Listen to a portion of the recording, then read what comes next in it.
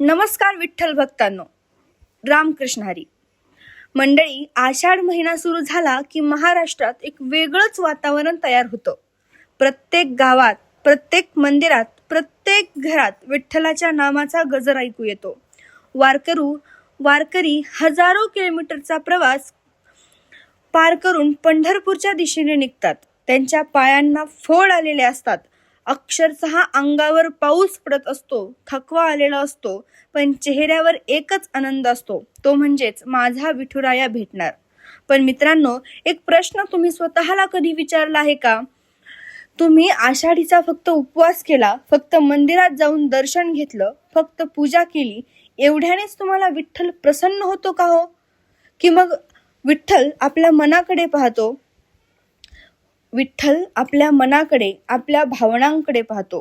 कारण संतांनी वारंवार सांगितलं आहे की देवाला सोन्याचे दागिने, मोठे हार किंवा महागडी पूजा नकोच असते. देवाला हवं असतं ते निर्मळ मन, नम्र स्वभाव आणि खरी भक्ती. आज अनेक भक्त नकळत अशा काही चुका करतात ज्यामुळे एकादशीचा खरा उद्देश मागे पडतो. या चुका कोणत्याही भीतीपोटी सांगत नाही आहोत, तर आत्मचिंतनासाठी सांगत आहोत. कारण एकादशी म्हणजे स्वतःमध्ये चांगला बदल घडवण्याची एक संधी आहे. म्हणूनच हा व्हिडिओ शेवटपर्यंत नक्की पहा, कारण शेवटच्या काही चुका अशा आहेत ज्या बहुतेक लोक नकळतपणे पण वारंवार करत असतात. मग चला आता उशीर न करता आपल्या व्हिडिओला सुरुवात करूया. तर पहिली चूक लोक करतात ती म्हणजे उपवास म्हणजे फक्त अन्न न खाणे असं समजणे. होय, ही सर्वात मोठी आणि सर्वात सामान्य चूक आहे. अनेक जण म्हणतात, आज मी काही खाल्लं नाही म्हणजे माझा उपवास झाला. पण खरंच एवढंच आहे का? तर नाही. उपवास या शब्दाचा अर्थच आहे की देवाच्या अधिक जवळ राहणे. म्हणजे फक्त पोट रिकामं ठेवणं नव्हे, तर मनही वाईट विचारांपासून रिकामं करणं. समजा एखाद्या व्यक्तीने दिवसभर काहीच खाल्लं नाही, पण तो दिवसभर दुसऱ्यांवर रागावतोय, दुसऱ्यांची मनं दुखावतोय, मत्सर करतोय, तर असा उपवास देवाला कितपत प्रिय असेल? एकादशीचा दिवस हा मन शुद्ध करण्याचा दिवस आहे. त्या दिवशी तुम्ही स्वतःला विचारा, आज मी कोणाबद्दल वाईट विचार केला का? कोणाला दुखावलं का? किंवा माझ्या बोलण्याने कोणाचं मन दुखलं का? जर ह्या प्रश्नांची उत्तरं हो अशी असतील तर अजून खरी साधना बाकी आहे. म्हणून लक्षात ठेवा, एकादशीचा खरा उपवास पोटापेक्षा मनाचा असतो. आता चूक क्रमांक 2 म्हणजे नामस्मरण करताना मन दुसरीकडे असणं. अनेक जण माळ हातात घेतात, विठ्ठल विठ्ठल विठ्ठल असं म्हणत असतात, पण मन कुठे असतं? उद्याच्या कामात, मोबाईलमध्ये, पैशांच्या विचारात किंवा इतर चिंता करण्यात. मग अशा वेळी ओठांवर विठ्ठलाचं नाम मात्र असतं, पण मन देवाजवळ नसतं. नामस्मरण म्हणजे फक्त शब्दांची पुनरावृत्ती नाही, तर नामस्मरण म्हणजे त्या प्रत्येक नावात विठ्ठलाची उपस्थिती अनुभवण्याचा प्रयत्न करणे. सुरुवातीला मन भरकटेल, का नाही भरकटणार? सवय नसते, हे अगदी स्वाभाविक आहे. पण प्रत्येक वेळी ते पुन्हा विठ्ठलाच्या चरणी आणण्याचा प्रयत्न आपणच करायला हवा.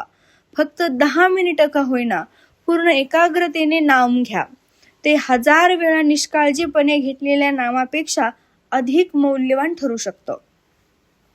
आता चूक क्रमांक 3 म्हणजे अहंकार बाळगणे. काही लोक म्हणतात, मी दरवर्षी उपवास करतो, मी पायीवारी केली आहे, मी इतक्या माळा करतो. हे सर्व खूप चांगलं आहे, पण या गोष्टींचा अभिमान निर्माण झाला तर भक्तीची गोडी कमी होऊ शकते. विचार करा, झाडाला फळं लागली की त्याच्या फांद्या खाली झुकतात. माणूस मोठा झाला की तो अधिक नम्र व्हायला हवा. देवाजवळ जाण्याचा मार्ग हा नम्रतेतून जातो, अहंकारातून नाही. खरा भक्त स्वतःची भक्ती सांगत फिरत नाही, तो शांतपणे आपलं कर्तव्य करत राहतो. म्हणून एकादशीच्या दिवशी तुम्ही स्वतःला विचारा, मी भक्ती करतोय ती देवासाठी की लोकांनी माझं कौतुक करावं म्हणून? हा प्रश्न आपल्या मनाला योग्य दिशा देण्यासाठी खूप महत्वाचा आहे. आता चूक क्रमांक 4 ते म्हणजे दुसऱ्यांच्या भक्तींवर टीका करणे. ही चूक आजकाल खूप दिसते. कोणी फळाहार करतो, कोणी निर्जली उपवास करतो, कोणी प्रकृतीमुळे उपवास करू शकत नाही आणि लगेच तुलना सुरू होते. हा खरा उपवास नाही, याच्यात भक्ती नाही. पण आपण कोण आहोत दुसऱ्याच्या श्रद्धेचा न्याय करायला? प्रत्येकाची परिस्थिती ही वेगळी असते. एखादी वृद्ध व्यक्ती औषधांमुळे उपवास करू शकत नाही. एखादा मधुमेही जर विठ्ठलाचा भक्त असेल तर डॉक्टरांच्या सल्ल्याने तो फळाहार करतो. यामुळे त्याची भक्ती कमी होत नाही. देव बाह्य स्वरूपापेक्षा अंतःकरणातील भावना पाहतो. म्हणूनच दुसऱ्यांची परीक्षा घेण्यापेक्षा स्वतःच्या मनाची परीक्षा घ्या. एकादशीचा दिवस तुलना करण्याचा नाही तर आत्मपरीक्षणाचा आहे. चूक क्रमांक 5, राग, कटू बोलणे आणि मन दुखावणे.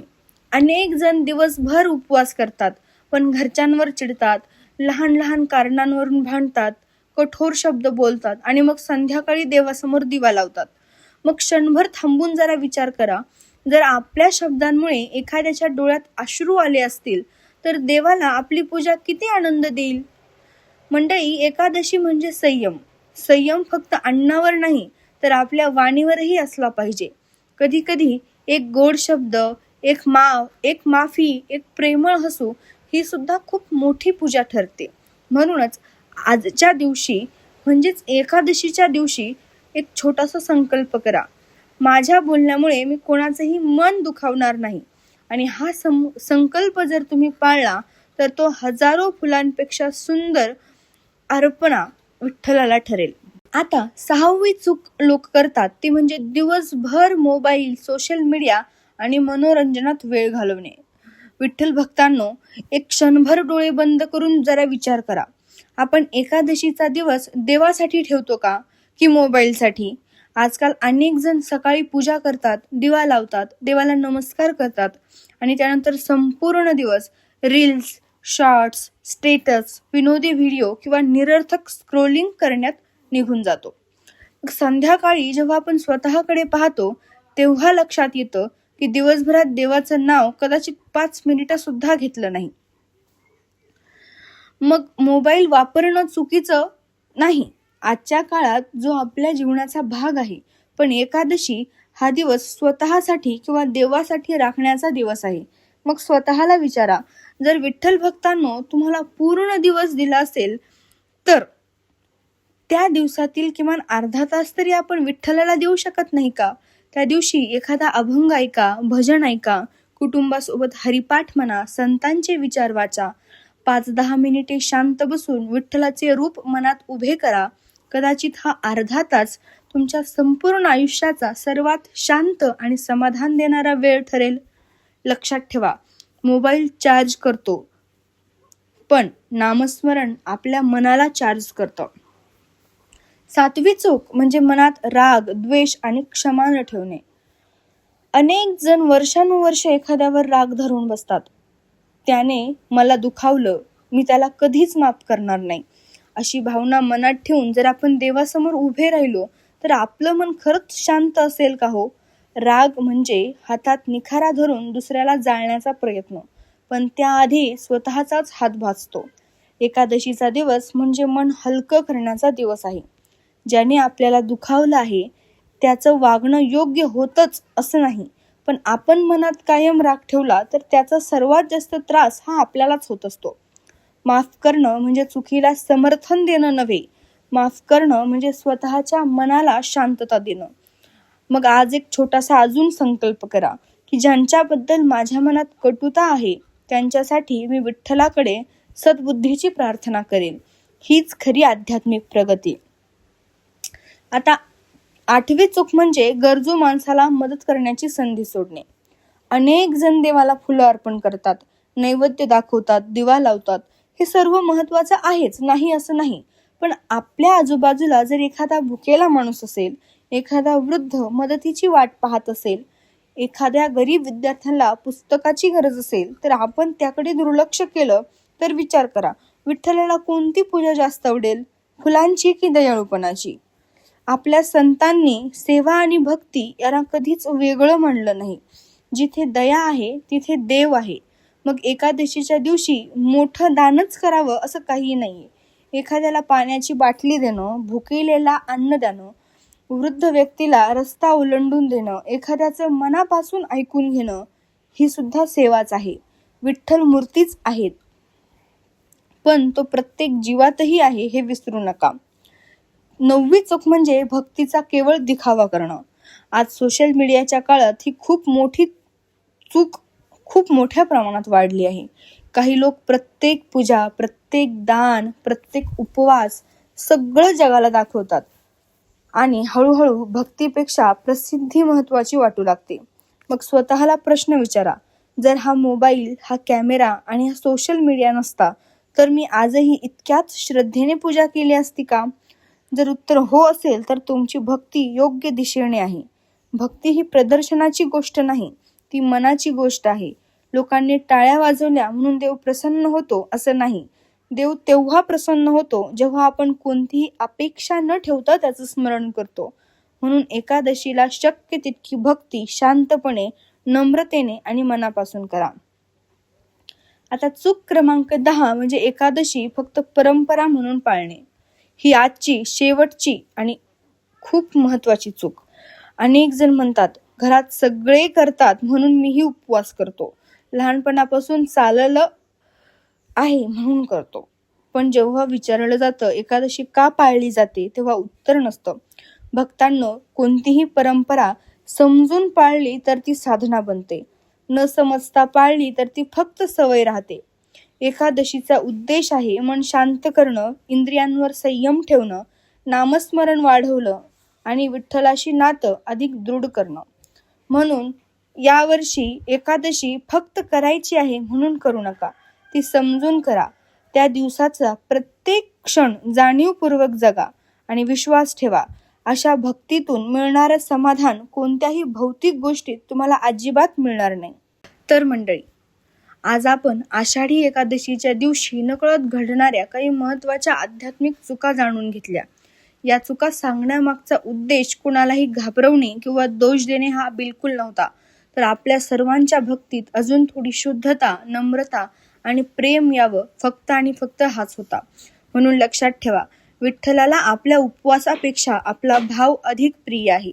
म्हणून मोठ्या पूजेपेक्षा मनापासून केलेला नमस्कार अधिक प्रिय आहे. हजारो शब्दांच्या प्रार्थनेपेक्षा एका क्षणाची खरी भक्ती अधिक प्रिय आहे. यावर्षी आषाढी एकादशीला आपण सर्वजण एकत्र एक छोटासा संकल्प करूया.